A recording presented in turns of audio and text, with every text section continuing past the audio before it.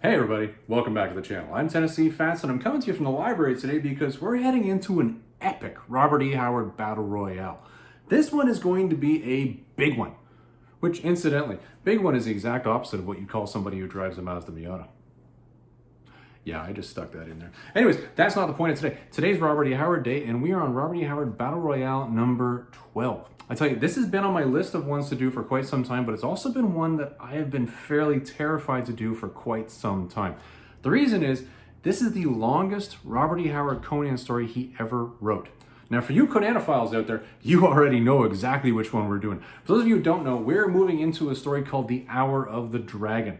This is the epic. Honestly, this is the one where Robert E. Howard sat down at his desk and like one of those juice barista guys said, let's take all the things that would be inside a prototypical Conan book that people love and we'll stick them in the blender and then we'll swizzle it up and then we'll just pull it out and draw it into this massive epic tale that twists and winds and meanders through the Hyborian Age, which is exactly what he did. This thing literally just started at A, went to B, then C, D, E, F, and somewhere along the line it found about 5 different middles and then came to a conclusion. This is huge.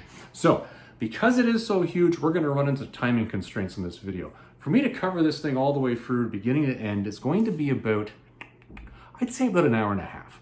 And honestly, I don't think any of us have the patience to sit down and watch anything for an hour and a half anymore, so we're not going to do that. I'm going to break this one up into 3 parts. Now hold on, everybody, calm down, put down your pitchforks, relax. For you guys out there who are used to this being done in one, we're going to get through this, okay?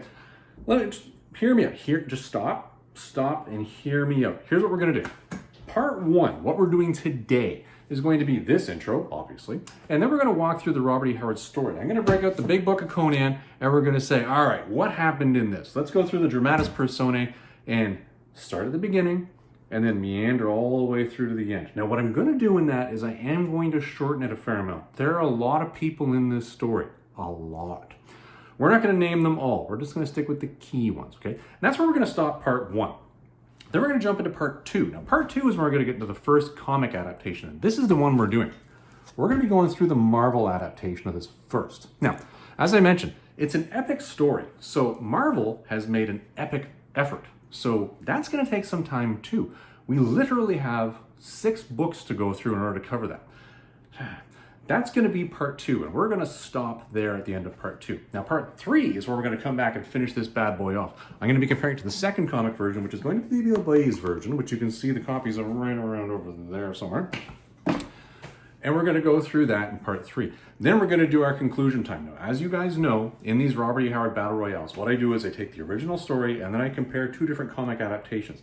What I do not do is say, well, I like this one better, or I think this one's sexier. No, the point of this is me going to say which one of these more closely matches the Robert E. Howard version.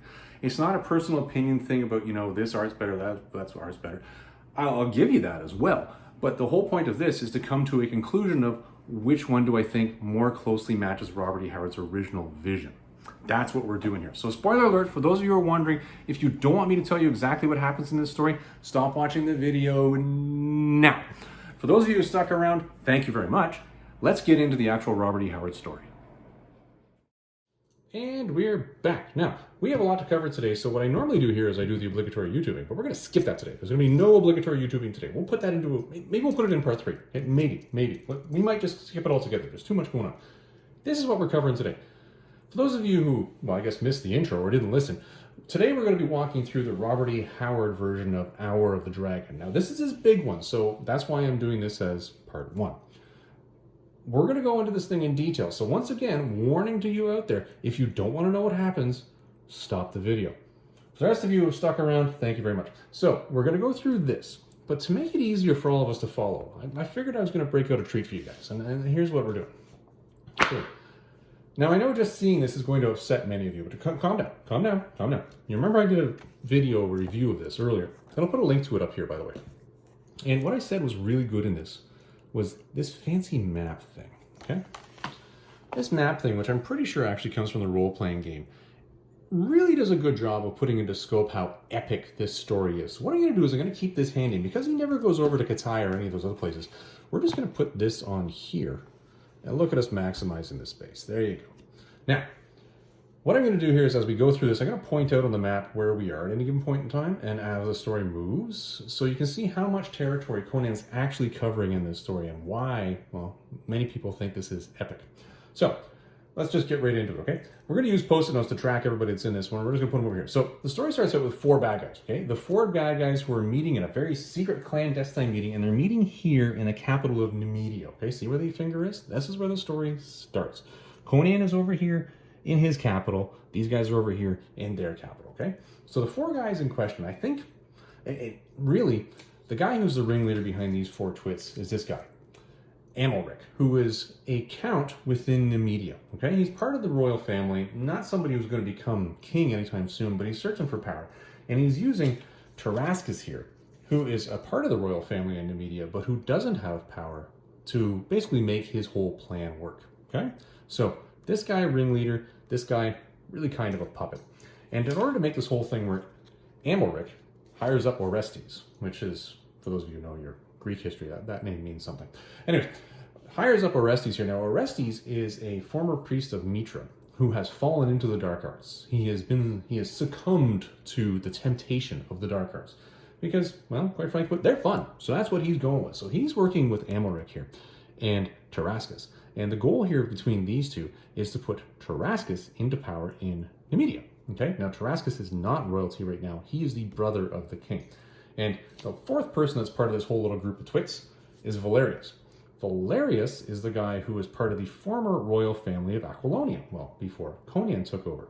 So this story is early in Conan's reign. So Conan is not married, all right? He's there doing his thing, being the king, and he's trying to run his country, and he's apparently doing quite well based on the commentary made thus far in the Robert E. Howard story.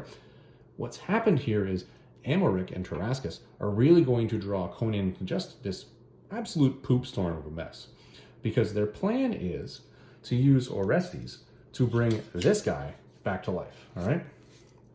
Xaltotun, okay, Xaltotun, okay, now, this is a guy, and this is a really important guy, okay? There was kingdoms in the Hyborian Age which well predate the Hyborian Age. Stygia being one of them, it actually survived. The other one is part of the whole thing, Acheron, okay? And one of the capital cities in that was ruled by Xaltotun. Now, Xaltotun is 3,000 years old, okay? He's long dead, though. What happened is the Northern Barbarians came down, they wiped him and his capital out. He basically had no power, because what happened was the Barbarians found out what one of the things that they thought was his key to power was, and they took it away from him. And that's this thing. The Heart of Ahriman, all right? Now, the Heart of Ahriman, and I'm pronouncing it that way because I want to make sure I get that H in there. This was something that Xaltotun was using to basically boost his own power, but at the same time, he was keeping it secret so nobody else could use it against him, okay? So when barbarians came swooping down from the north, they said, well, let's first take that away, and then we'll use it to basically blank out his spells against us, and then we'll be able to just wipe them out, which they did, which then led to the collapse of Acheron, which is the kingdom of basically necromancers. And, well, he's dead. Well, he escaped, actually. He escaped down to Stygia, where he was then poisoned later.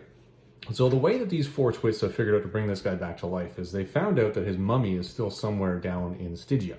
They've also found out that the Heart of Ahriman is also in the crypts down there, and both of them are protected by massive magical things. So Orestes, being the guy who's got all the magical content of this group before, basically pays some thieves to go and steal this body, and then to steal this item, and brings it back to our opening scene where these 4 are sitting around with this body and this item, and they stick this item on this body, and this body becomes that guy. So he comes back basically to life. That's essentially what happens. Somewhat shocked by the fact that 3,000 years have passed, and he's not too happy about this. And they show him the modern map, and one of the references they make is how angry he is to see this modern map. He's seething with rage. Look at my hand seething. This is my hand seething with rage. I'm seething with rage. That's basically his reaction to seeing the map. He's not happy about this, and he's also not happy that 3,000 years have gone by. He's not a pleasantly happy fellow. And he says, well, what do you idiots want from me? And they say, well, here's the deal, bud. We want you to basically wipe out the royal family in Numidia via some sort of magical spell or a curse or something. Will spreads all sorts of rumors that the curse is falling on Numidia because the current royal family, well, they've been stooping the wrong people, and they're sinners. And thus, this guy will just be swooped in, Tarascus, will be swooping in as the royal family here, and everybody will love him. And the first thing that he's going to do in power is he's going to turn around and say, you know what, that guy over there in Aquilonia, that Conan guy, he's a douche canoe and should not have power. So we're going to try to put the guy who should be a royal family into power here, and that's what we're going with. And that was their plan. Now, the funny part about this is, and this is something that Orestes figures out much later on, is you know what you shouldn't do when you're trying to make your plan work? Is bring out something far more powerful than anything else on the planet and just let it loose. That's probably a mistake. But you know, we don't know this at this point in time. All we know is that, okay, Xaltotun is up and running. These 4 twists have their evil plan. Let's get going. Well, that's what happens. And it actually just really plays out. And this is the funny part. It plays out in such a strange way. And Conan is sitting up here watching the whole thing happen. So the plague sweeps into Numidia. And it's described as a foul wind coming up from the south. Now, if this is a foul wind coming up from the south, where Xaltotun really has power, because don't forget, he is still a Set worshipper from 3,000 years ago. So really, he's drawing all of his magic and anything that he would have from Stygia, far to the south. You're talking about a foul wind coming up through Shem, Koth, Corinthia, Ophir, and then hitting Numidia. So this little wind, this gust, this breeze, which causes this sort of thing, isn't just hitting some people in Numidia. You've basically wiped out 4 different countries on the way there.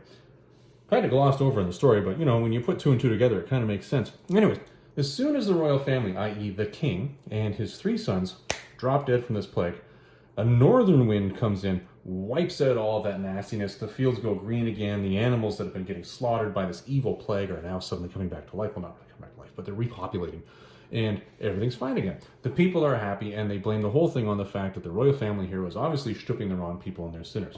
That's bad news bears. Conan watches this whole thing over here going, isn't it strange that as soon as the royal family's dead, that this evil wind just disappears? And he actually makes a comment in the story. He's like, no, I know that evil foul breath quite well. It comes from tombs down here in Stygia. I've seen it before. It's bad news bears. And it is not something where the gods are punishing anybody. This is a pile of hocus. He's like, not buying it. I'm not happy with it. Bingity bangity boogity. We're probably going to be going to war with these guys because I'm sure that this Amalric guy is behind this whole thing and bad things are going to happen. Because I don't know. I don't even know how he puts together that this guy's the guy behind it. And somehow he's put that together. Anyways, follow the story along. Conan's here. These guys are over here in Numidia. These guys over here in Numidia, these 4, making noise. We need to wipe out Conan as the leader of Aquilonia. Let's wage a war. They get all their people together and they head on over the border. They don't take any time about this. This is the funny thing about this. They go full on Storm and Norman on this one and just go storming right into Aquilonia, which kind of takes Conan and his people by surprise. Because don't forget, a big piece of Conan's strength is down here, this Poitiers place, where Tarasco lives. Is that his name? I think I got that right. Trocero. Anyways, Trocero, that's his name. He's down here, and he's the count down here where a lot of Aquilonia's horsemen come from. And these are some of their fiercest fighters. And this is really part of the troop that Conan uses as his vanguard. Well, they're down here, and these guys are attacking up here. So Conan heads over here to try to, stop this whole thing, knowing that these guys are going to be riding up behind him. And when he gets here, he's talking to his camp because he's on one side of the river, these guys are on the other side of the river. It's a shallow river, but nobody wants to fight at night. So he's talking with his dudes at camp, and he's saying, I don't believe any of this hokum. And then he goes to bed. But he has this horrendous nightmare, which is strange. You never really hear Conan talking about nightmares. When you hear one of Robert E. Howard's barbarian kings talking about nightmares, typically you're thinking about Ko. But it's not. It's Conan. Conan has this nightmare where he sees his whole life and all of his adventures flashing before his eyes. And it's not obviously a negative thing, but one of the things that he makes an allusion to is the fact that throughout this entire dream, throughout this entire nightmare, he had this specter sitting in the dream in the background watching, sort of mocking. And then when he woke up, he saw this visage, this face of a skull that was uncovering its skull because it was wearing a cloak, leaning over him. And then as he's describing this, he suddenly stops. He goes, whoa, what was that? And everybody stops silent. He's like, whoa, what are you talking about, dude? Because they know he's a little BS crazy. Because, he's King Conan. And they're like, well, what are you talking about? He's like, didn't you guys just hear that really silent footstep in here? And they're like, no. And everybody stops and looks around. And nobody sees anything. And they're like, all right, whatever. And then they say, well, you know what? It's daytime. Let's get the whole battle thing going here. Conan's like, all right, summon up the troops, and I'm going to get my armor on, and everything will be fine. The guys walk out. And just as they walk out, they hear Conan yelling something. And then they come running back in to find that the main mast in the middle of the tent that's holding it up has been severed in half.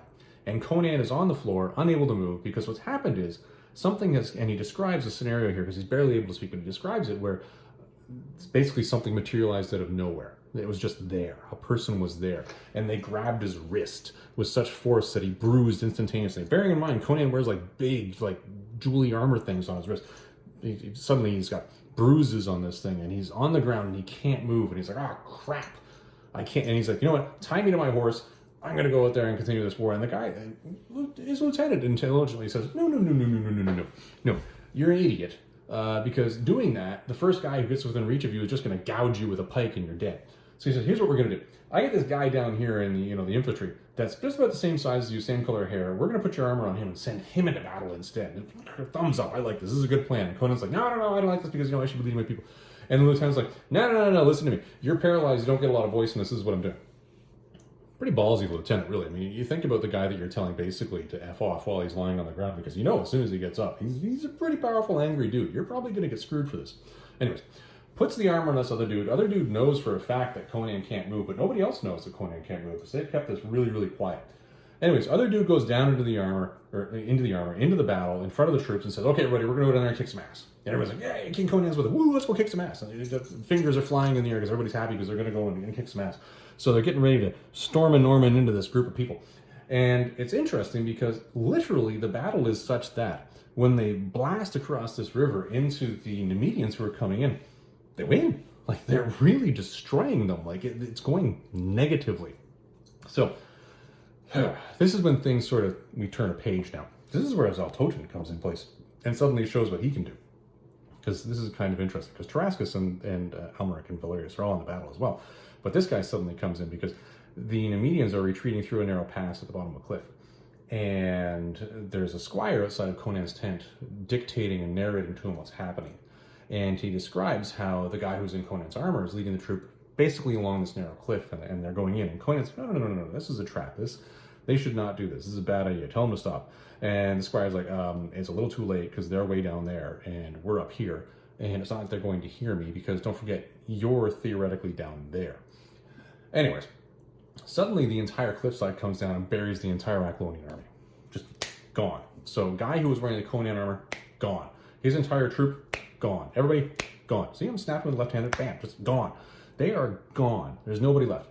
So what's really left of the medians, who are not gone, come storming over to the camp, and they start attacking everything, and they bludgeon the squire, not realizing that Conan's still inside the tent, because they think the tent is empty, because they think the king has just been squashed over here on this cliff. These guys legitimately actually think the exact same thing.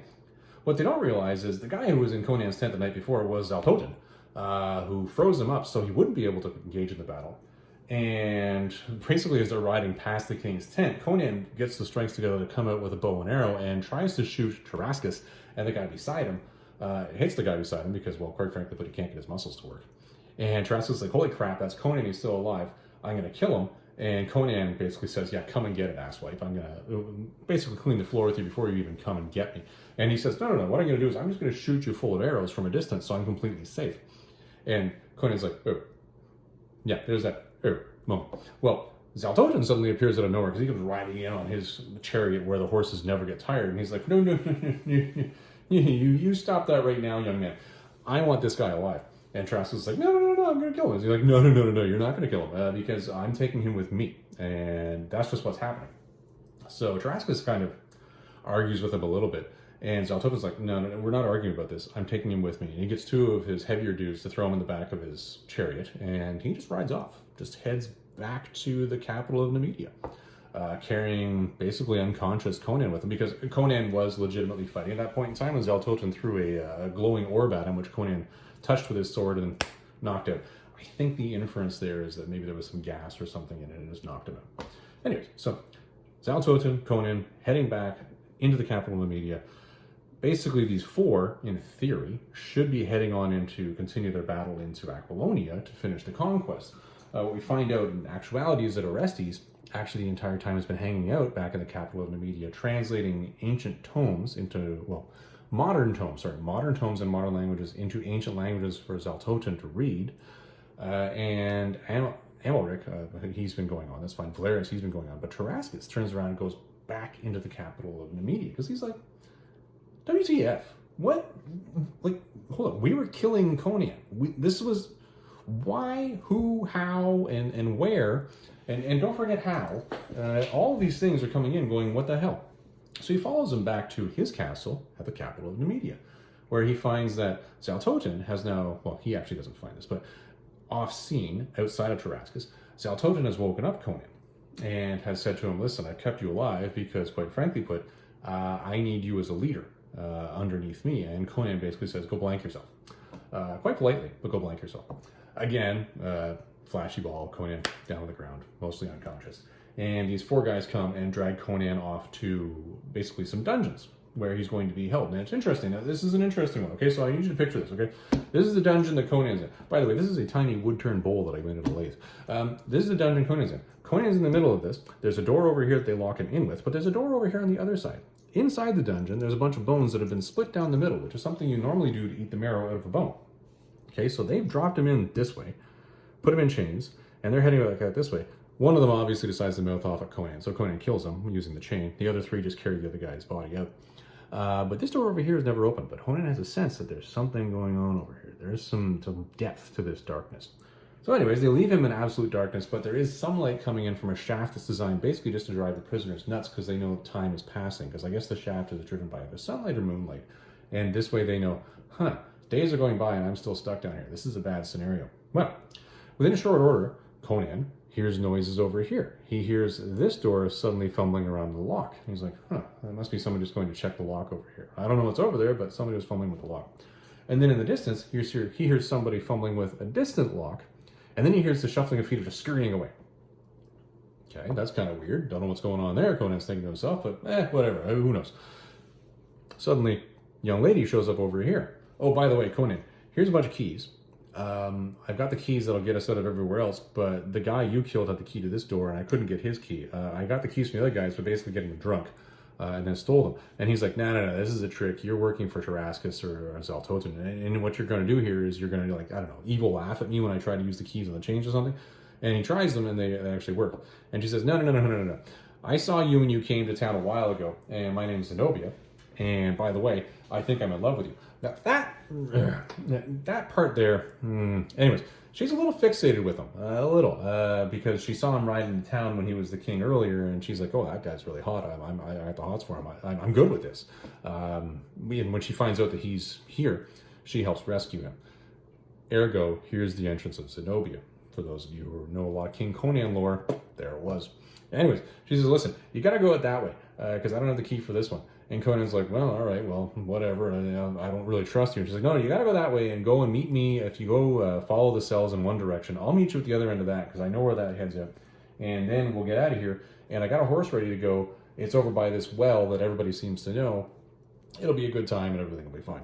And Conan's like, I'm not really too sure on this one, but okay, whatever. I got nothing else going on. Why not do this? So out the hole he goes, and he's wandering through the back. Oh, and she did give him a dagger at the same time and said, you're probably going to want one of these because, it's a dagger. Why not? Who doesn't want a dagger? It's a beautiful present.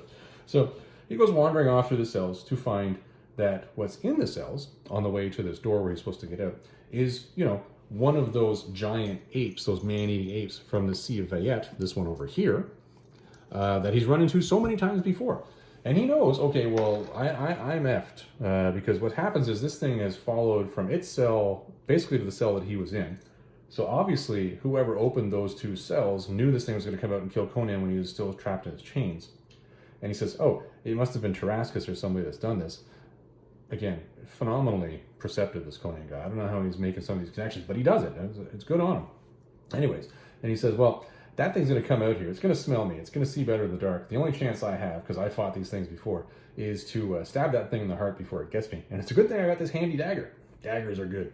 Anyways, thing attacks him, stabs him in the heart. It death throws a little bit, drops on the ground. He's like, oh, that was a hard time, and then he heads on out. And of course, there's Zenobia waiting for him. Well, Zenobia says, okay, well, let's get the heck out of here. We're going to go this way, and let's leave. Well, part of this is Conan has to wait in a certain area for her to go and just make sure the coast is clear. And while he's waiting, he hears some voices. Being Conan, and not entirely trusting of Zenobia at this point in time anyways, because who is this crazy lady? And why is she so fixated with me? All these questions running through Conan's head. he follows these voices that he hears, and he hears Tarascus talking to his right-hand man. He's saying, you know, I really don't trust this Xaltotun guy. And oh, by the way, I stole the heart of Ahriman from him because I had one of the servants do it because, you know, he's high on the Black Lotus in the other room sleeping because he's so exhausted from that spell he had to cast. So we stole it. And, oh, here, this other thief guy, what I want you to do with it is take it and go throw it in the ocean because clearly it means something to him. So if we just throw it in the ocean, at least we're doing something good, right? Because I have a strong feeling that he's going to try to double cross us. So now you've got this thing basically heading its way out of Nemedia to the ocean, which I guess closest route would be here, but you know, it could also go here. Anyway, it could go. And this guy high as a kite. Tarascus basically talking to his peeps, telling him what to do and go get rid of this thing. And Conan's saying, you know what, it's a good idea. I have a dagger. I should just kill Tarascus.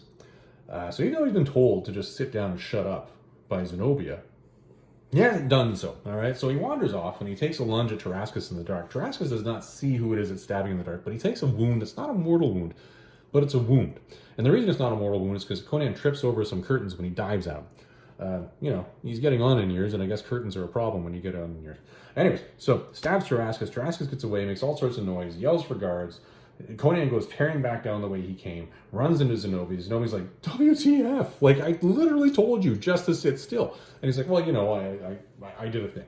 And she's like, well, we got to get out of here now. So we're effed. Let's go. So we go down a certain corridor, and we get into a room where he's got to get out, and he's got to jump out. Well, that's not a problem. He can get through the bars and get out of this thing, but she ain't going to be able to do so. And she says, well, you just go and get on that horse, and knowing that you're safe is all that's important to me.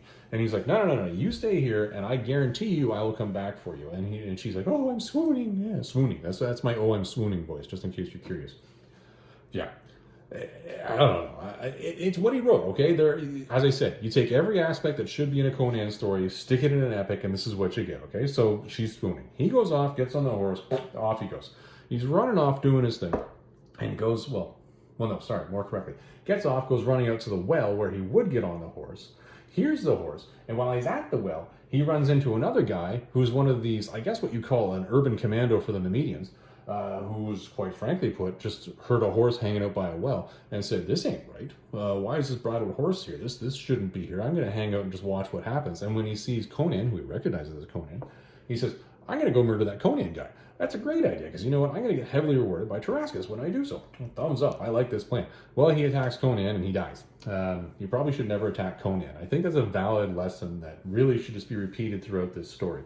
So he dies. Conan puts on his clothes, because at this point in time, really, he's just wearing rags. His bed clothes when he was asleep in his tent over here. Makes sense, right? I have described him getting changed. So he gets on the adventurer's clothes and gets on the horse and goes tearing off like a bat out of hell over here, okay? Now, Tarascus at this point in time is somewhat concerned. He knows he's been attacked, and when his flunkies come back and tell him, oh, by the way, I just went and checked Conan's cell, and there's no Conan body in there, and our great gray ape is dead, he's like, oh, yeah. Okay, well, Xaltotun told me that I wasn't allowed to kill him, so he's going to be pretty pissed off if he finds out that he's escaped. That's a bad thing. So he's telling Orestes about this, and he's also telling his squire about it. And he says, okay, listen, squire dude, here's what I need you to do. I need you to go follow Conan and go murder him. Like, take whatever you need, go murder him. Go do that. And Orestes says, well, you know, I might not be that good at the dark arts, but I can do some things. So let me help you out. Okay, so this is where we have it now, okay? Conan is heading from here into Aquilonia. He's got to through the mountains here, okay? Now he's being chased by basically Tarascus' squire, and Orestes is now using basically the wisdom of Sauron to basically send off crows to follow him to identify where he is, so so Tarascus' squire can follow him across and murder him. Now, it's also alluded to in the story that it's possibly not just the squire, it's a bunch of people that are following along with this crow. Anyways, Conan's making his way through the mountains. He's a little angry with the crow, and he hears, because he now recognizes that he's on the Aquilonia side, he hears somebody screaming, but it's not a scream that he recognizes. Well, he goes tearing on over a hillside, and he sees a bunch of Nemedian soldiers, and they are bothering Zalata. Okay, the entry of Zalata here. You know what, I'm going to put this down here. Okay. Entry of Zalata. Zalata is a witch, okay? And Zalata the witch has a wolf and has an eagle that are at her beck and command. She's also blind. At least that's what I'm thinking I'm supposed to infer from the story. Anyways, actually, no, I think she could see in this. Yeah, she could see. Sorry, no, my mistake. She can see. Anyways, so she's there and she's being attacked by these Nemedians, and she's calling, and Conan doesn't recognize the call, but he comes tearing in and he decides, well, I'm going to murder these Nemedians because that's one of my people. Like, I'm the king of Aquilonia. That's one of my peeps. That's not going to happen. I'm going to head down here. Well, he kills two of them. One kind of gets the better one, is about to kill him, and a wolf comes out of nowhere and rips the guy's throat out. That was somewhat weird. Anyways, Xaltotun turns around and says, oh, by the way, you must be King Conan, and I see you're being followed by that pesky crow up there. Would you like me to take care of that for you? And suddenly she makes another noise, and an eagle comes out of nowhere and kills the crow. So now, guy who's following, the squire of Tarascus that's following through the magic of Orestes, no longer has a way to follow Conan. And she says, well, why don't you follow me back to my cabin, cave, dwelling, hole in the wall, whatever it is. Nobody will be able to follow us there.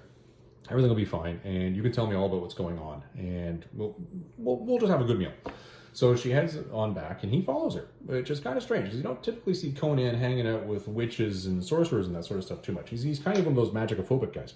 But he says, no, I will do this. So now he's heading into the mountains here, and he's camping out overnight here with Xaltotun. And he wakes up, and she says, well, one of the things you need to do is you need to find the heart of your kingdom. That's all I can really tell you need to do, because, I can tell you cryptic things, but I can never just tell things the way it is. And he's like, well, that sucks. And by the way, my wolf is covered in blood because it murdered somebody that was on your tail. You don't need to worry about them anymore. And he's like, well, that's good. And that's basically your Xaltotun entry. And she just sort of said, we'll just put her over here in the periphery for now, okay? Let's just put her over there, okay? So he goes tearing on through here back to his capital, because he says, I'm going to go to my capital and I'm going to take back my kingdom. Because his thought process is, if I get there and I kill everybody, everything will be fine. Well, he gets there and he runs into a couple of those people. People we're not going to name here because we're going to jump the majority of these because these are secondary characters and this is just going to get way too long if I give you all of them. Meets a bunch of his peeps, and his peeps basically tell him, they say, listen, Conan, I love you. You're great. Conan, baby. But you can't just kill these people. You got to understand, your own people have turned their back on you because they chose that it's better to have a bad king, Valerius, in charge than it is to have utter anarchy with all the dukes and everybody in Aquilonia fighting with one another. You got to understand, you can't just go in here and just take this thing over again because maybe people aren't going to go to your side this time. Maybe they're just not going to, they're not going to be there with you. And he's like, well, that sucks. I'm not really liking what I'm hearing here. This is not making me a happy Conan.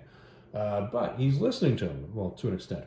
And then they say, oh, and by the way, you know that countess that was really cool, that you liked and everything, that was really loyal? Yeah, she's about to be executed. And he's like, the fuck? So he kind of gets a little upset about that and says, well, okay, give me some beggar's clothes. I'm going to head into the capital as a beggar. I'm going to get into the Iron Tower where this countess is about to be killed. I'm going to stop the problem. And then while I'm at it, I'm going to murder everybody. And again, he's not really listening at this point in time. And his supporters are kind of like, you got to be kidding me, man. You really got to be kidding me. Anyways, they give him the stuff. He said, well, whatever, you're the king. Go to it, ass. So off he goes. He goes tearing off and tears through secret passageways, gets his way into the capital. Well, not into the capital. Into the capital, he just walks through the gate where he's recognized by, we don't know yet, but you'll find out, okay? Anyways, heads on in, gets recognized through a secret passageway, gets into where this execution is, this Iron Tower. And while he's in the Iron Tower, he basically, does he choke the guy out? I think he chokes out the executioner and puts on his, he doesn't stab him. I think he chokes him out. Takes his clothes, heads down into the execution cell where the countess is with a bunch of other guys. Who are waiting for the executioner to show up so that she can get her head cut off. Because that's clearly how you're going to execute anybody in the Hyborian Age. You're going to cut their head off. Anyway, she is going to get her head cut off. Barbarian comes walking in dressed as the executioner. Nobody recognizes that Conan the Barbarian is the executioner. And they say, well, why aren't you killing him? And he starts laughing. And they're getting a little concerned. They're like, okay, typically an executioner doesn't laugh a lot before they cut somebody's head off. This guy might be a few bricks short of a load. And he takes off the mask. They go, holy poop, it's either a Conan or it's a ghost. Anyways, Conan does not do well with this. He decides to cut one of their hands off, slices into their side, kills the other two guys. The guy who's been sliced into the side, who has his hand cut off, gets revived. Conan grabs the countess, tears on out of there. At the same time, all of the guards have been woken up. He's got to get out of there. He goes tearing out through a back door. There's soldiers in front of him, Nemedian soldiers. He's fighting the Nemedian soldiers in front of him, but he's basically powered through them. There's a narrow alleyway. He goes tearing down the other way, and there's another Nemedian troop down there. This is nighttime, by the way. Another Nemedian troop down there who are backlit, and he's like, oh man, I got them behind me, I got them in front of me, I got a countess on my shoulder. What? That could go worse. And boom, people come out of nowhere and attack the guys that are at this end of the way. And they say, listen, we're loyal to you, follow us, and we're going to get you the heck out of here. And he's like, well, you know, sure. So he follows them, and he does the right thing, because he finds out that this is one of these secret sects that when he was the king, he decided to be tolerant to. And they're headed up by, bam, Hadrathas. He's the head prince. He's the head priest of this secret sect. We're not going to go into the details here. The bottom line is this secret sect has a really bad rep, because at the end of the day, people threaten them and say, you know, they're Set worshippers, and the priests of Mitra wanted to kill them. And when King Conan was in power, he said, if they were really that bad, they would have already killed you. Maybe you should just leave him alone, because, you know, he was showing his barbarian intolerance. And Hadrathas appreciates that, which is why he's like, you know what, King Conan, you're good people. You are good people. We're going to help you through this, but you need to know this isn't just these guys and this sorcerer guy here being, you know, your standard sorcerer that you killed like 10,000 times in your past. No, this is some big bad news bears poop. Here's what's going on. This guy's got this thing. This thing's going to help him take over the earth. It's just going to go negatively. And you can't just go killing everybody in the capital saying, I'm just going to kill all these guys and everything's going to be fine. Because nobody's going to listen to you, because you still got this guy and this thing that are the real problem, which is why you got to go find the heart of your kingdom. And he's like, oh, the heart of my kingdom. You must be talking about this thing. Right. So the guy who was really observant up front finally put 2 and 2 together on it and got that he should probably go find this. And he's like, oh, by the way, I know where this is. It's being kept by a thief who's running over here to, you know, do his thing. And that's where it is. So it's not actually with him. It's actually over here getting thrown in an ocean. Oh, it's too late. It's going to get thrown in an ocean. We're screwed. And he's like, and this guy's like, no. You can throw it in an ocean. It's going to find its way back out of the ocean. All we got to do is follow the thief, and we're going to get it.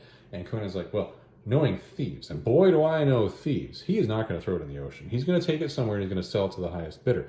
And it's probably going to sell it down here in Zamora, because, you know, that's where all the thieves hang out, because that's probably where he's headed. Instead of just going a straight line over here and a straight line down here, he's going to go the furthest possible way over here. Only makes sense, because that's where all the thieves are hanging out. So anyways, Hadrathas is like, okay, yeah, why don't you let me use my peeps, and we'll put the word out there and find out what we can find out. You have a meal and relax with the Countess here, and we'll let you know. So Conan gets a day's rest. Day's rest over here with, you know, Zalata, and now another day's rest in his own capital, basically with this guy. During the day's rest, things happen. Okay, let's put Hadrathas over here. He's going to be another dramatis persona that's going to come back to us later. So he goes over there. So, whew, boy, as I said, this is getting long, and we're yeah. Bear with me. This is why there's 3 parts for a reason here, people. Okay, so yeah.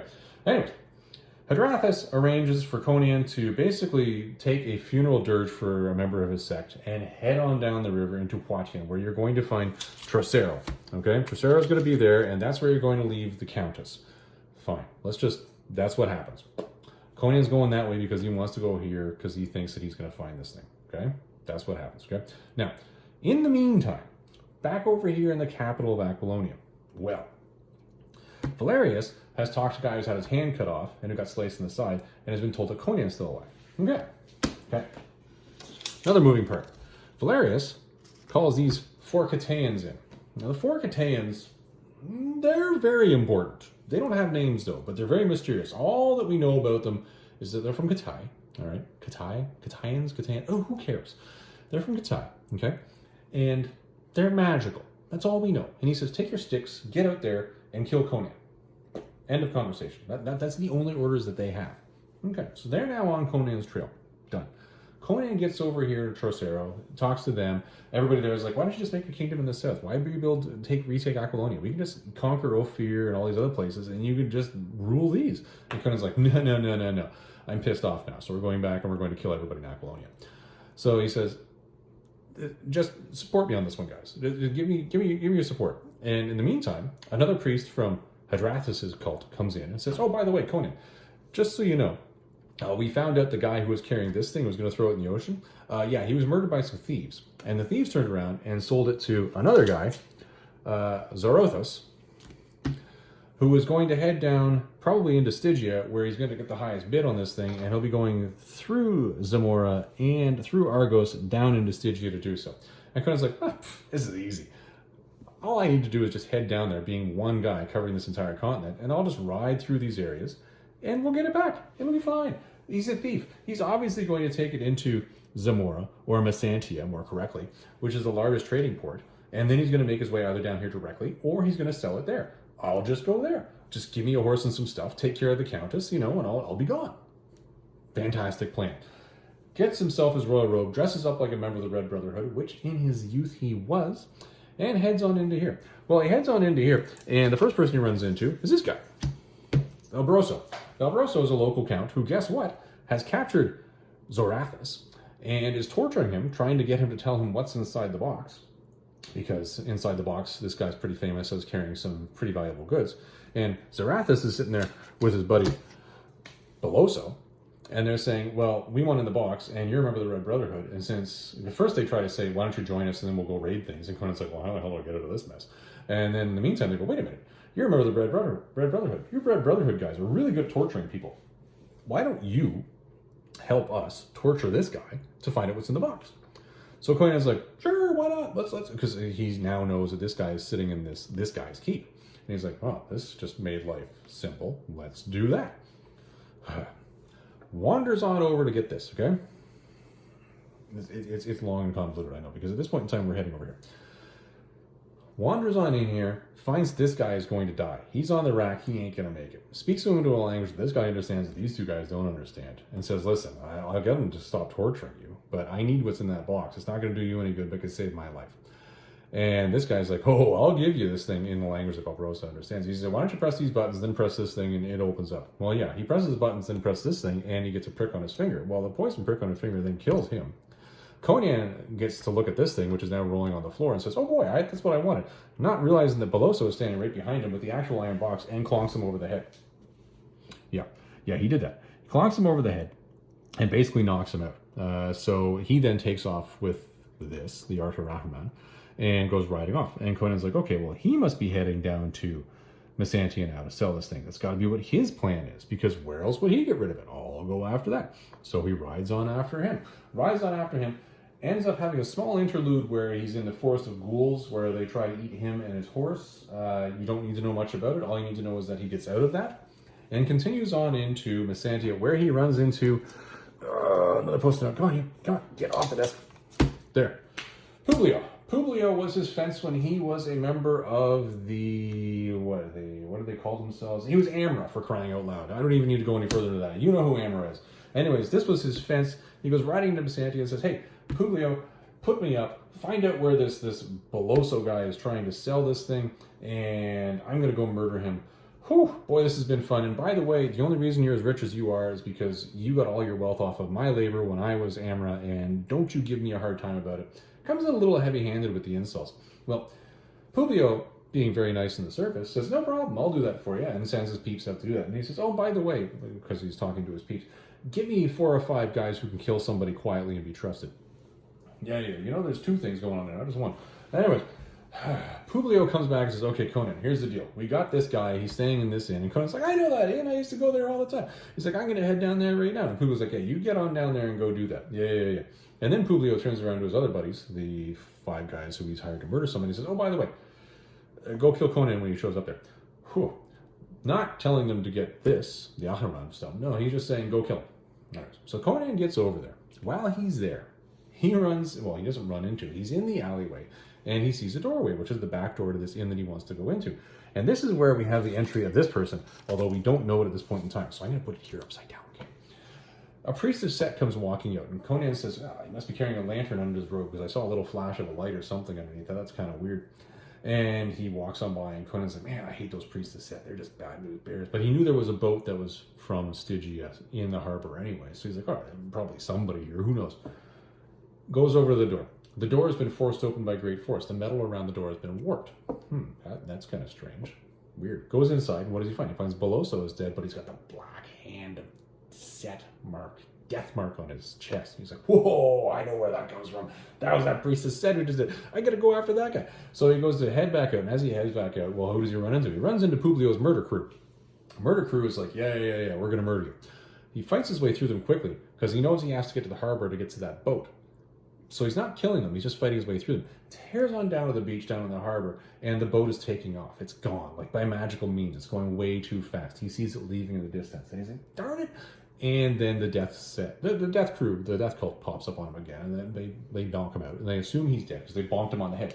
Bear in mind, he's been bonked on the head a fair number of times in the last couple of days, so his noggin isn't too good. So he's knocked out, and they say, "We'll just leave him here in the waterfront," because they hear drunken sailors wandering on by, and they don't want to be hanging around a dead body when drunken sailors show up. That'd be a bad thing. So they said, "We'll go back and we'll report back to Publio that he's dead." So they head back and they report back to Publio that he's dead. Well, Publio's like, "Yeah, everything's great." Well, Publio isn't alone. Okay. At this point in time, you notice that Publio is right beside the Khitians. The Khitians have shown up in Publio's house. They said, "Hey, you know that Conan guy? He was here. Where is he now?" And he's like, "Well, he's dead. Because, you know, my guys just killed him and they left his body on the beach." And the Khitians say, "Whatever, we're sending a man out." So they send a man out and find that the body isn't there anymore. Like, "Well, that's not good." So Publio's like, "Well, what do you want from me?" Because Publio literally watched these guys like melt one of his servants. So he's like, "What do you want?" And they're like, "Well, we want the fastest ship you got because we're going after him." And then Khitian, Publio, they're out of the story. Conan wakes up on a ship. He's been shanghaied. He wakes up. It's funny because he's very much King Conan at this point in time. Very much not the wandering Conan. And he starts barking orders at the guy who runs the ship. And he's like, "Listen, I'll buy your damn ship, okay? We just got to head south. You're already heading south. So we're going the direction I want to go in.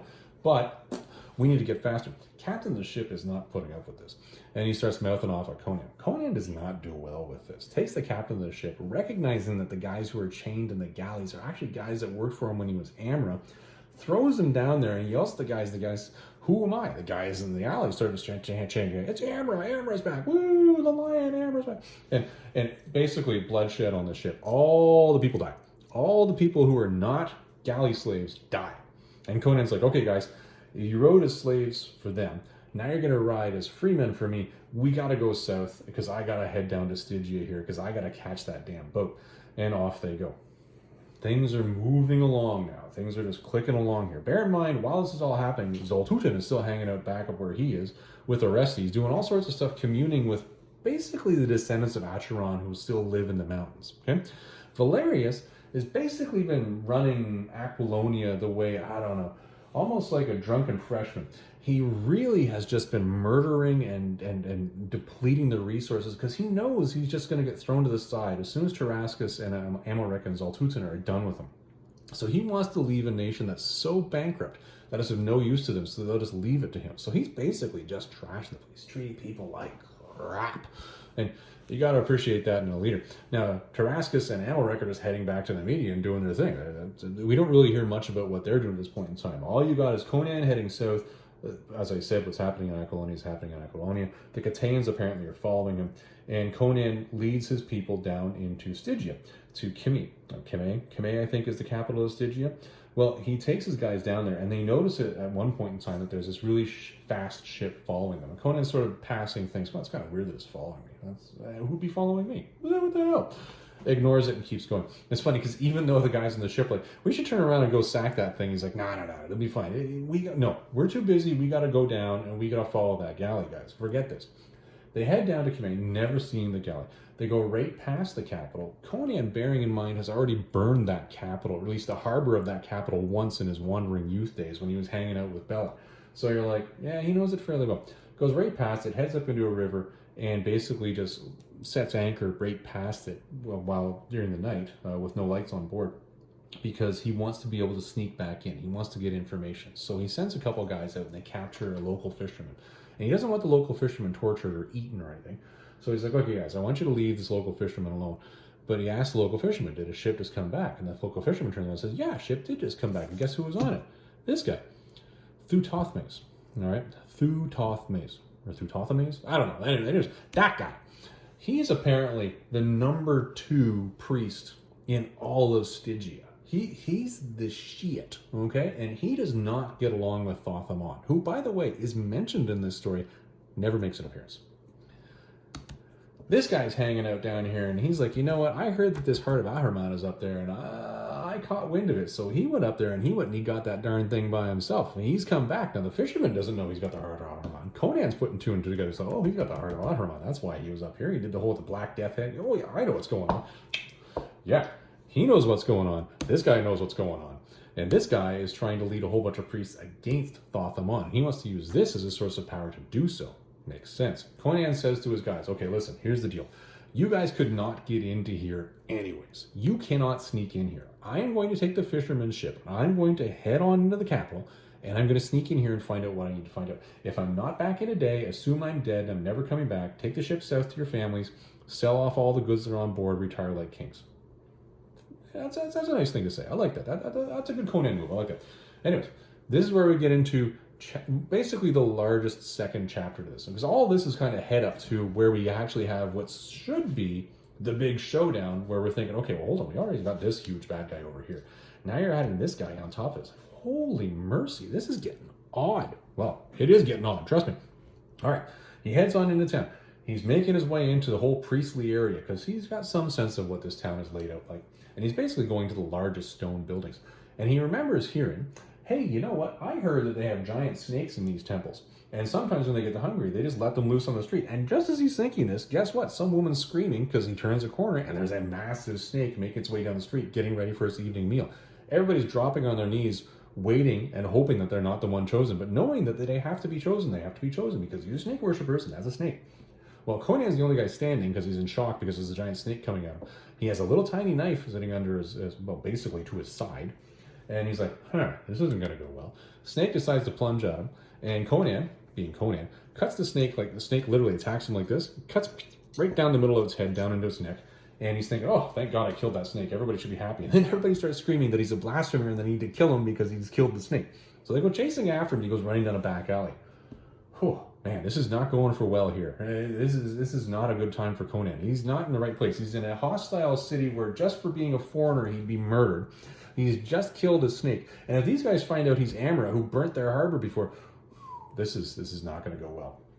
He turns down a side alley because the crowd is chasing him. They're being crazy, but it's still nighttime, right? So heads down into a side alley and he sees a guy walking towards him with a lantern. He's thinking, oh, I hope that guy doesn't keep coming towards me because if he does, I'm going to be effed. Because he's down here, right? This is not where he's supposed to be. And, well, guy turns into a side alley or into a side door. And Conan's like, well, if I go back, I'm going to get killed by a crowd. Or if I stay here, the crowd's going to catch up to me and they're going to kill me. Or another snake's going to come out of nowhere and it's going to eat me. So I'll just follow that guy. So he follows him through the door, goes into a second door and finds out that he's in some giant temple of Set where there's nobody there. So he hides behind a curtain thinking, well, I'm just going to bide my time and just see what's going on. Because I know this guy, Thutothomes, whatever. I know this guy is going to be making his way around to the priests, to these temples of Sut at some point in time. Hopefully at some point in time in the next 24 hours so I don't lose my ship. Because, that would be bad. And guess what? Priest comes walking in. He's hiding behind the curtains. Priest has some sort of crazy mask on with feathers sticking off the top. And Conan's like, that's kind of weird. And Priest somehow knows Conan's there, even though Conan doesn't make a sound and goes wandering directly over to the curtain that Conan is standing behind. Conan doesn't waste any time, just guts the guy, pokes him, sticks him in the back of the curtain where Conan was, changes his clothes because the people are going to be chasing for a fisherman. Nobody's going to be looking for a priest to Set. And he goes wandering out, brazenly just walking around the temple. When he's walking through the temple, ends up catching in with a procession that are now heading their way out of the temple. Conan is like, well, I got to follow them because they've sort of head signaled me that I got to follow them. I don't know about you, but when somebody head signals you and says, hey, you better follow, and you're in a fancy outfit and they're all wearing the same outfit as you, you better damn well follow them or your cover's blown. Anyways, Conan's following him, sort of cursing and swearing under his breath, going, well, how did I get stuck in this stupid mess? But bear in mind, everything Conan has done with his entire adventure has just been him getting stuck in some new stupid mess. But either way, this is the one that he's actually griping about in his head. It leads directly out of town. He's now out of town. He's thinking, damn it. But then suddenly this procession, which has been moving very orderly, just starts breaking into a run. They're heading away from town, and he hears one of them mutter, and one of them mutters the name of this guy. And he's like, oh, these are guys I want to follow. I fluked my way into this. I'll keep following these guys. He follows them over to this giant temple, which clearly predates the entire city and predates the entire civilization. And he's like, okay, now we're heading in the right direction, but there's a guy guarding the door. All you need to know about the guy guarding the door is he does not make it past the challenge test. He ends up murdering the guy beyond the door, but he's lost the rest of his party and goes wandering in thinking, well, I better follow this whole thing and see what happens. He decides he's got to make a left or he got to make a right at the first turn. He makes a left. Well, let me tell you, never make the left. This was a mistake because this is where we have the intervention of the last major character in the entire story, which I'm going to put over here. Oh. Akivasha. Okay, Akivasha. She is, well, she appears to Conan while Conan is wandering through the darkness because he's got no torch and he's wandering around the bottom of a giant pyramid. Now, bear in mind, you're wandering around the giant pyramid that's full of snake worshippers. There's all sorts of nastiness that's going to be down here. And this is one of the oldest ones. It like predates the snake worshippers. He's walking around in the dark. This is not going well. As he's wandering around, suddenly this Akivasha appears. She's completely buck naked except for the fact that she's wearing a belt. That's the description. Utterly buck naked, wearing a belt. Conan's like, well, I don't know what that is, but I need you to take me to this guy. And she's, without taking off his mask, she recognizes that he's not a priest. In fact, she also recognizes that he's a foreigner, and she also recognizes that he's a warrior. And she's like, well, I got no love for this guy. So I'll take you right to him, that's not a problem, let's go. So she goes wandering along, and they go through this meandering maze within the catacombs underneath the pyramid. And Conan is recognizing at this point in time, he's never going to be able to retrace his steps. He's effed. If he has to get out of here, this has to be the lave that leads her back out, because he's completely lost in the dark and has no clue what's going on. Yeah, not so good. Not a good situation to be in. She leads him to a chamber after he's passed all sorts of slithering noises. That basically has a giant bed in it and a candelabra with a bunch of black candles which are already lit. She lies down on the sofa and says, okay, we're in no hurry. Let's just hang out here for a while. And he's like, I ain't got time for this. What the hell are you on about?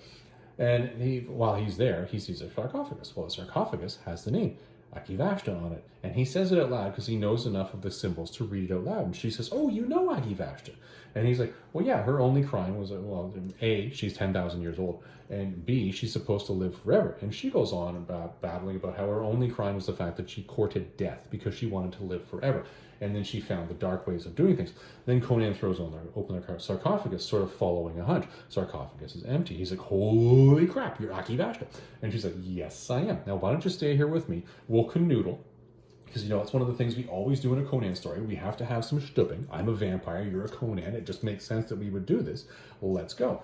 Bites him on the neck, and he recognizes, holy crap, you're a vampire. Get the hell away from me. This isn't happening. And she's like, what are you, idiot? You have no chance of getting out here whatsoever, number one.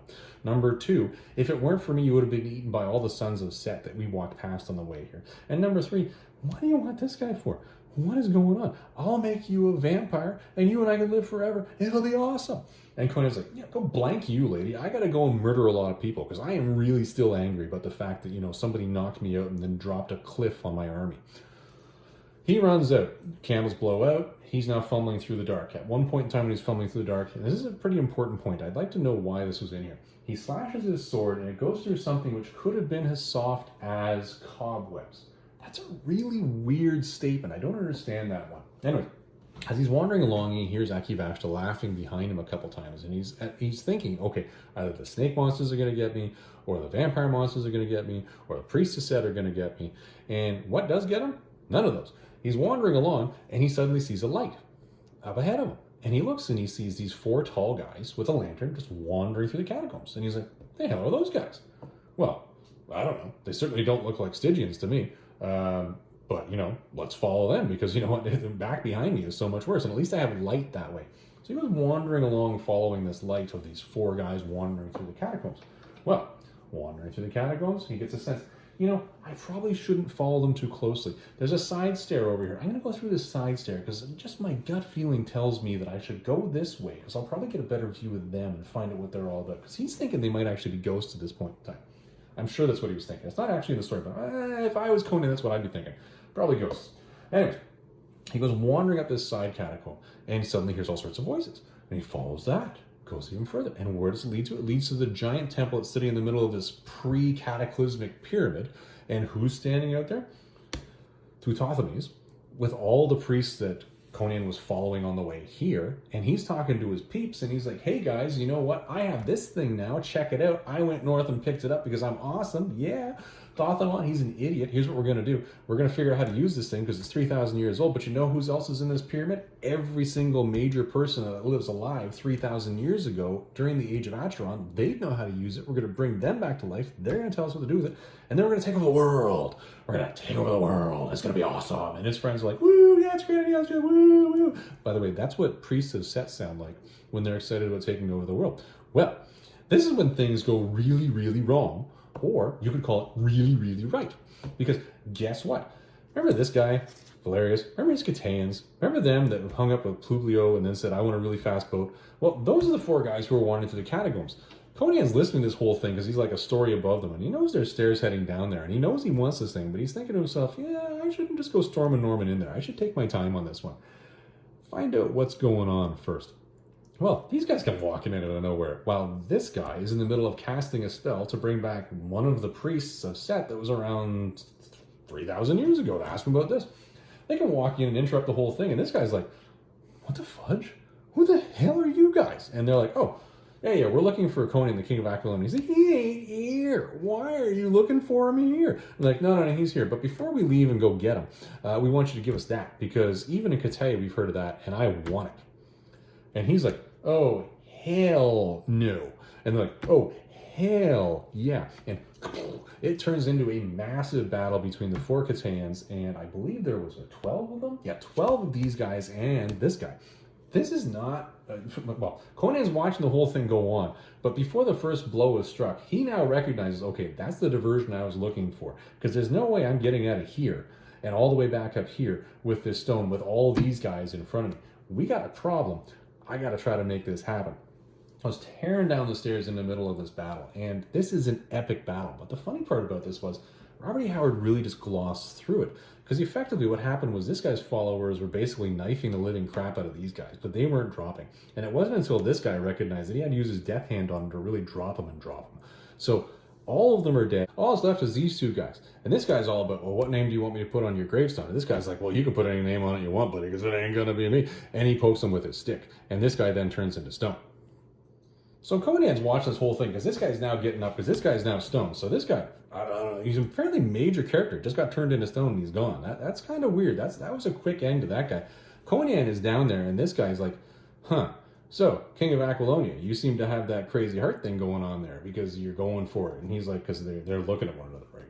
And this guy's like, well, I'm going to just poke you with my stick.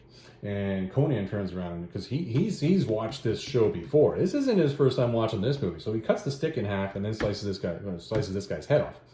And when he turns around to go and pick this thing up, lo and behold, the guy that this guy was supposed to be bringing back to life is now standing there as a fully fledged living being with glazed eyes. And Conan's like, oh, this is bad. Because he knows that's an old priest of Set that's standing in front of him, holding on to this thing. He's like, oh, this is going to go really bad for me. What do I do? And then he recognizes, wait, the spell wasn't finished. Maybe he's not completely back. And because this mummy guy now comes up to Conan and basically hands him this. And Conan's like, well, that's a positive turn of events. That's the first time that's happened in like the last year. Yeah, I'll take it. Takes it, asks the guy who he is. He tells him who he is, and he explains that he's dead. And Conan's like, well, I need you to show me the way out of here. So he does. He basically walks him out of the pyramid with the stone in hand, the stone that's now glowing. And as they're heading out, Conan sees all these horrors in the distance, and he actually sees Akivasha recoiling back from fear of the light of this stone. And he's like, yes, this is awesome. And he finally gets outside, and then the mummy, I'm going to call him the mummy, points him out to the desert.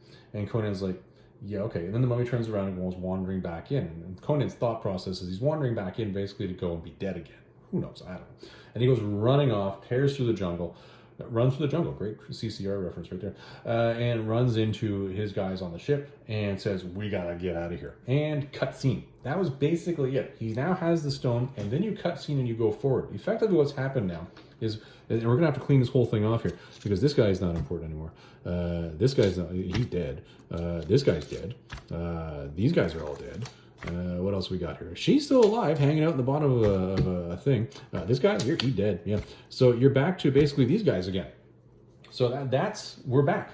And Conan is hanging out in the mountains. He's got Trocero and the rest of his dudes together, and they have basically been sweeping their way through Aquilonia, building up their power base again, because Conan has let it be known that he's alive and he's back.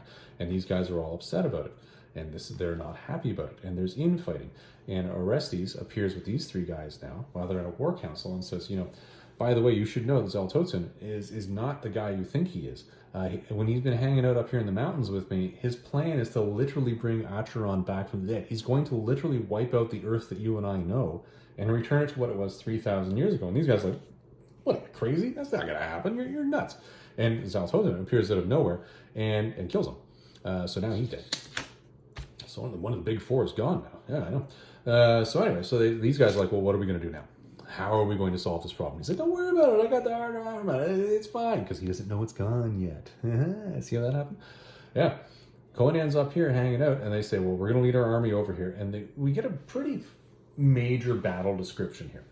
Effectively, what happens is Conan has head up into a place that basically is the last refuge and is known to be the last refuge of the kings of Aquilonia whenever they really have their back to a wall, which is this crescent-shaped sort of mountain range. And he's in this. And down the hill, there's a river.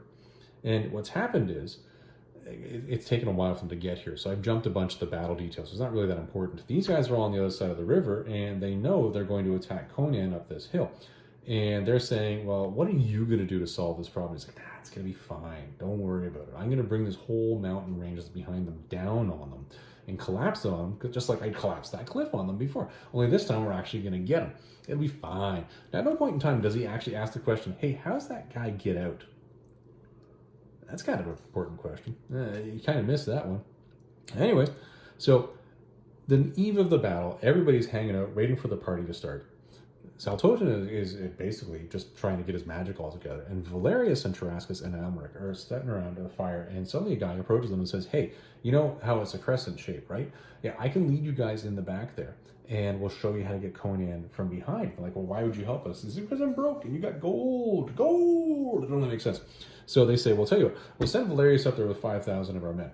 Let's do that. Well, what happens is, this is actually totally outside of Conan's control. Totally outside of Conan's entire purvey. Conan doesn't even know what's happening. But, you know who does know what's happening? Adrathus knows it's happening. What's happened is a bunch of the peasants that have just had the living crap kicked out of them by this guy for the last year have said, you know what? Let's lead them into a trap and murder them. And they've gone to Adrathus and said, listen, how about you make some fog so that when they're going through the mountains, they don't realize they're being led into a trap. And then you let the fog raise, and then we'll just drop rocks on them from the tops of cliffs and just bury them alive. And Adrathus is like, you know what? That sounds like a good idea. I've got nothing else to do with my time. Let's do that. So he gets led into the trap. He dies. Now, he dead. These two are now sitting at the bottom of the hill. Adrathus, by the way, is nowhere to be seen. Not at this point in time. These two are sitting at the bottom of the hill like, hey, you know what? We should go and attack that guy. And Xaltotun is like, yeah, you should go and attack him. They're up there, and I know you're upset because you found out that Valerius is dead. And I know Conan and his troops are all excited because they got Valerius's banner over in their camp, so they know he's dead too. But, you know, just be ready for it. Just hold him up there, and then I'll do my fancy thing. Just watch for my signal, and everything will be fine. Well, these guys are now heading up the hill into this crescent shape. Conan at the top doing his thing. And the battle has literally started. There is skirmishing happening. Troops are getting killed on both sides, but they seem to be holding their ground. That's effectively what's happening here. It's almost like a holding pattern within a battle. And then you cut to Xaltotun, who's up on this cliff, who's about to effectively sacrifice somebody. And Adrathus comes out of nowhere with Zalata. And he's like, who the hell, what? Okay, you're a priest of like a tiny little thing that doesn't mean anything to me, and why would you send a witch after me? That doesn't make any sense. Like, what are you two doing here? He's like, oh, we're here to kill you. And he's like, whatever. You don't even have the thing that I got that would stop you from killing me. And Adrathus pulls this bad boy out from inside his cloak and says, oh, you mean this thing? And Xaltotun's like, what? And the description is fairly vague, but you understand that effectively he's had his life drained out of him by the heart of Ahriman again. And now Xaltotun is also dead. Yeah. And it's a very funny comment in this, because Zalata at this point in time in the written story says, you know, he's reverted back to his mummy form, but to me, he always looked like a mummy. He only fooled himself to think that he was actually fully animated and restored. And it's funny, Adrathus, who's from a sect of people that are supposed to see through secrets, I didn't get a sense that he saw that. I thought that was kind of funny. I was like, how did she see that? I don't know. A kind of a funny point. And then these guys are off, you know, because these guys are alive now. They're not dead, but we're just going to cover up all the bodies with the alive things. And these guys are still left in the battle. At this point in time, Conan just goes storming down the hill and just wipes out the enemy. Just utterly decimates them. Kills Amalric in battle, one-on-one. So he's now dead. And then what's left is he ends up capturing Tarascus. And he says, well, okay, well, you've got me. What are you going to do? And he's like, well, I should probably kill you. But instead of killing you, what I'm going to do is I'm going to let you live, and you're going to pay war reparations once we actually account for all the damage you've done. And he says, well, what would you have with me? What would you want my particular ransom to be in. At this point in time, Adrastus comes walking back in, and Conan just ignores Adrastus, and Adrastus says, oh, by the way, I got this bad boy over here, and, you know, Xaltotun is dead. So what we're going to do is I'm going to hide this underneath the Temple of Mitra in town, so it'll ever protect your kingdom, and it'll last for 1,000 years. And Conan's like, it's a great idea. I love that idea. Go do that. So they go wandering off. And it's still, then it comes back to Tarascus once again. So, whoa, what was the plan? What did you want from me? What are you physically ransoming my body for? And Conan says, hey, you know in that Seruglia that you have, where you've got a woman that you've never touched named Zenobia? And he's like, yeah, I got one of them. I got to go to Zenobia. And he's like, great, because you know what? She's a slave in your country, but I'm going to bring her here to make her a queen. And bam, that's the end of the story. Now, let's just take all the post-its and just stick them up here. Okay, we had a lot of people in this particular story. This was a complex one. This took some time, and for those of you who stuck through with all that discussion of how we got here, thank you. That was incredibly long.